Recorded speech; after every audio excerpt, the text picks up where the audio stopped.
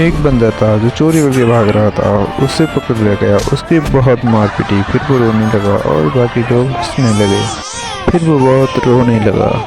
बहुत रोने के बाद फिर उसे कोई सुझाई ना दिया। फिर वो काम करने लगा।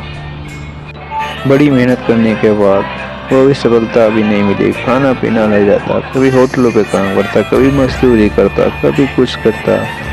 थोड़े से पैसे कमा पाता था, कभी पेंटिंग का काम भी कर लेता था, फिर भी थोड़े से पैसे मिलते थे। फिर वो बंदर को पैसे मिलने के बाद फिर वो कपड़े खरीदता और खाना खरीदता। बाकी लोग देख कर उसे हैरान हो जाते, कहाँ से लाया बंदर इतने पैसे और खाना। वाई सब्सक्राइब।